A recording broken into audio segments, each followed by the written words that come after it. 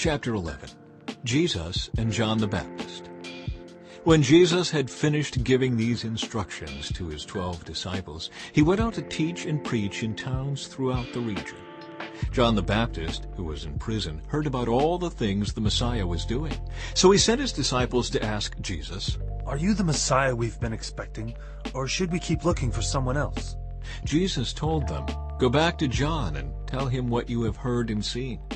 The blind see, the lame walk, the lepers are cured, the deaf hear, the dead are raised to life, and the good news is being preached to the poor.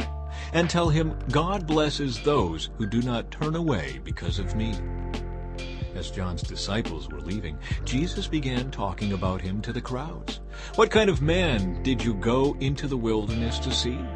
Was he a weak reed, swayed by every breath of wind? Or were you expecting to see a man dressed in expensive clothes? No, people with expensive clothes live in palaces. Were you looking for a prophet? Yes, and he is more than a prophet. John is the man to whom the Scriptures refer when they say, 'Look, I am sending my messenger ahead of you, and he will prepare your way before you.' I tell you the truth, of all who have ever lived, none is greater than John the Baptist. Yet even the least person in the kingdom of heaven is greater than he is.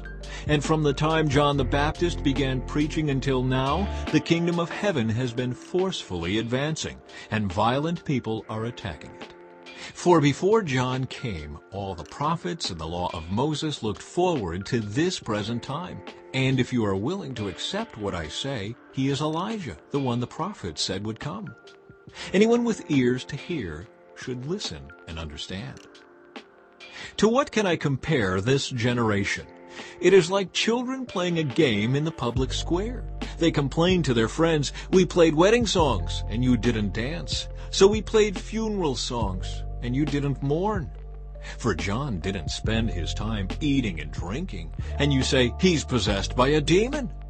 The Son of Man, on the other hand, feasts and drinks, and you say, "He's a glutton and a drunkard and a friend of tax collectors and other sinners." But wisdom is shown to be right by its results. Judgment for the unbelievers. Then Jesus began to denounce the towns where he had done so many of his miracles, because they hadn't repented of their sins and turned to God. "What sorrow awaits you, Chorazin and Bethsaida? For if the miracles I did in you had been done in wicked Tyre and Sidon, their people would have repented of their sins long ago, clothing themselves in burlap and throwing ashes on their heads to show their remorse. I tell you, Tyre and Sidon will be better off on Judgment Day than you. And you people of Capernaum, will you be honored in heaven? No, you will go down to the place of the dead. For if the miracles I did for you had been done in wicked Sodom, it would still be here today. I tell you, even Sodom will be better off on Judgment Day than you." Jesus' prayer of thanksgiving.